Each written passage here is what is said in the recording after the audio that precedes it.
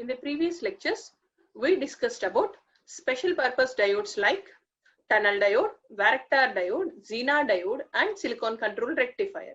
In this lecture, we will discuss about uni-junction transistor, UJT. As the name says, uni-junction. So it will have a single junction and it is a transistor. Transistor means a device which has three terminals. So it is having uni-junction like a diode and it possesses three terminals like a transistor. So hence it's named as uni-junction transistor. So let us go with the physical structure and the symbol equivalent diagram and how it operates and the characteristics of uni-junction transistor and what are the applications of this UJT. So as you see in the picture, this is an UJT with three terminals, the physical structure and the symbol. So let us go with the symbol, construction and equivalent circuit. As you see in the picture, you will be taking an N-type bar where a P-type material will be diffused. The two ends of the N-type bar are connected to two base terminals, base 1 and base 2. So you call it as B1 and B2. To the P terminal, you are connecting the third terminal, which is emitter. So you are representing UJT similar to FET. The only difference is emitter terminal will have a bend at the end. So this is the symbol of UJT. Rest of the thing is same. When you compare with FET, one will be drain, one will be source, and there will be gate. Similar to that, you are getting this uni-junction transistor symbol with two base terminals, base 1 and base 2. And you have one more terminal. This is emitter, where you will see a bend at the emitter terminal. So this is the symbol of UJT. So when you see the physical structure where a P-type material is diffused into an N-type bar, that forms a PN junction. So if you check the equivalent diagram at the end of the slide, so the equivalent diagram, if you check that emitter terminal is connected to P-type layer, which is represented by a triangle symbol as you have represented in a diode. The vertical line is an N-type layer. Now, so this PN junction is indicated with a diode and the two base contacts, the base terminals, what you have connected to the two ends of the N-type bar, the ohmic contacts are represented with the resistive value, which is resistor RB1 and resistor RB2. So you have two resistors which represent the ohmic contacts of the base terminal to the N-type region, which are RB1 and RB2. So what is this eta VBB? What is VBB? We will all discuss in the operation in the next slides. So these are a few packages and terminal identification of UJT. You are observing an UJT here with three terminals, base 1, base 2 and emitter. So here is a representation from the node emitter, base 2 and base 1, what you are able to see here. Okay, so this is the representation how you can identify the terminals of a UJT.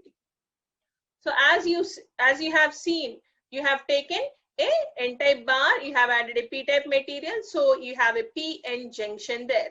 So the ohmic contacts are taken as the resistor values. So this represents the basic structure and the symbol. So here this diode will have a voltage VD. With the application of emitter voltage, you will see a current through the diode.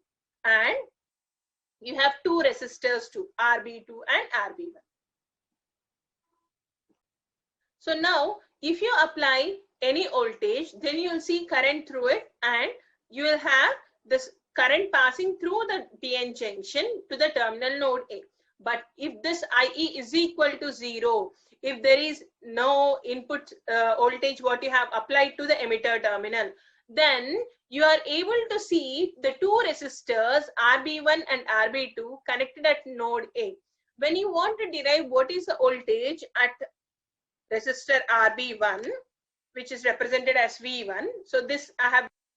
So here also we have represented the same thing where emitter terminal is open and you have applied a voltage between base 1 and base 2. If you want to find out what is the voltage across resistor RB1, where I have represented as Vx, which is nothing but V1, which is equal to apply voltage divider rule. What is it? Supply voltage VVB multiplied by the opposite branch resistance RB1 by the total resistance RB1 plus RB2. So totally this value is RB1 by RBB, where you indicate it as a factor eta. So Vx value is equal to eta VBB. What is VBB? The voltage what you have connected between base terminals B1 and B2. So if you check here, when emitter terminal is open and if we have connected a voltage VBB between base 1 and base 2, you see a voltage across RB1 represented as V1 or Vx can be given with the equation of voltage divider rule, where supply voltage multiplied by the ratio of the resistor values, which is RB1 by total resistance value, which is RBB, sum of both RB1 and RB2. So that gives the ratio which is termed as eta. Eta is called as intrinsic standoff ratio. What is intrinsic standoff ratio?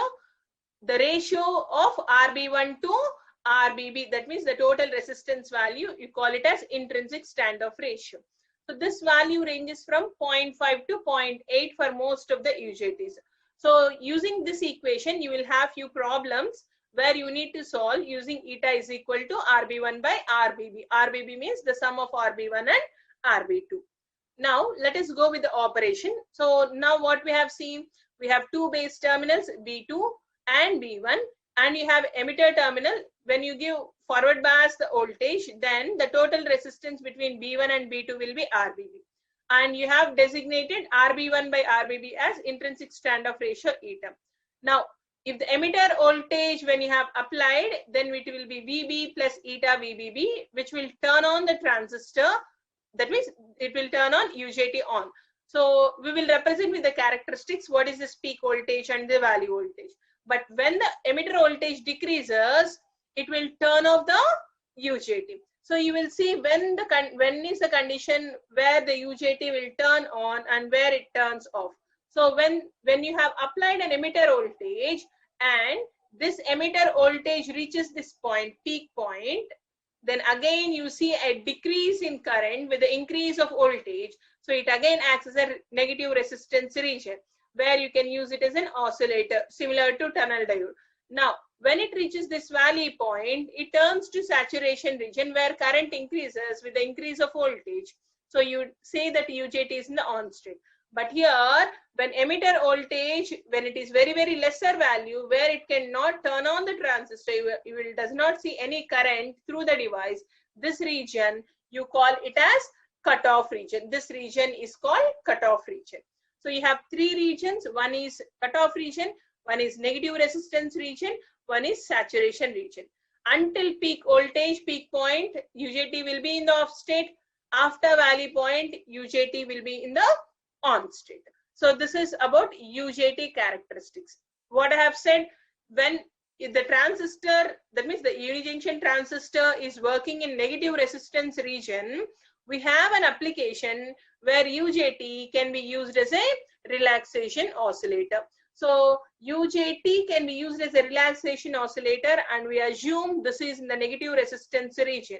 Now what we are going to do, to the UJT, we are adding two more resistors, R1 and R2. These are not RB1 and RB2. Those are base ohmic resistances. These R1 and R2 are external resistors, what you have connected to design an oscillator. And two more components we are adding here. One is capacitor C, one more is resistor R3 to the emitter terminal. Now, when you switch on the supply, this capacitor begins to charge through the resistor R3. When it is charging, the capacitor voltage we have shown in this diagram, when it is charging, it charges towards VBB voltage. But when it reaches eta VBB, it turns on the transistor. So because of that, this capacitor discharges. Again, when it reaches the valley voltage, then this transistor will be off. So because of that, again the capacitor charges. So this charging and discharging of the capacitor continues. So if you consider the voltage across this capacitor value, it resembles a sawtooth waveform. And If you find the voltage across B1 and B2 base terminals, it represents a spike waveform as shown in pictures. So you will have a negative pulse at base terminal B2, a positive pulse at base terminal B1. But as you say, relaxation oscillator, what do you mean by relaxation oscillator? The capacitor value will decide what is the rise time and fall time of this sawtooth wave. So you can relax, that means you can vary the rise and fall time of the sawtooth waveform. What is sawtooth waveform? It is nothing but the capacitor voltage, what you see here. So how faster it can charge or how faster it can discharge defines the rise time and fall time of this wave. So if both the rise time and fall time are same, then it will be generating a triangular wave. But when the rise time is greater than fall time or fall time is greater than rise time, then you can observe a sawtooth waveform like this. So if you want to find out what is the frequency of oscillation of this oscillator, then the time period is given with this equation. T is equal to R3C. That means the resistor, external resistor what you have added. In some pictures it will be represented as R. So you can simply say it as RC ln 1 by 1 minus eta value. That means log of 1 by 1 minus eta value. So eta value standoff ratio you have to calculate as RB1 by RB1 plus RB2. If nothing is given, you can take the straight away standard values from 0.5 to 0.8. So this is about UJT relaxation oscillator.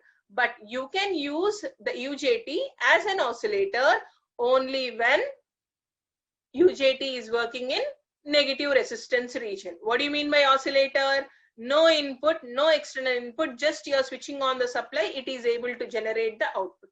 That is what we are able to see here. Any input we are giving here? No. Just you are switching on the supply, the capacitor begins to charge and it discharges when it reaches eta VBB. Again, when the UJT is off, this capacitor charges through the resistor R3. This continues until the power supply is on. So without any AC input, you are able to get a sawtooth waveform at a capacitor and two spike waveforms at base terminals B1 and B2. One is negative, one is positive. So this is an application of UJT, where UJT can be used as a switch in cutoff and saturation regions and used as a UJT relaxation oscillator, generating a sawtooth waveform in negative resistance region. So by this, the 5 special purpose diodes what we have in this chapter is completed. What we have gone through is Zener diode, next is tunnel diode, varactor diode, silicon control rectifier, and UJT. So these are the 5 special purpose diodes which include in your syllabus. So this completes the chapter of special purpose diodes.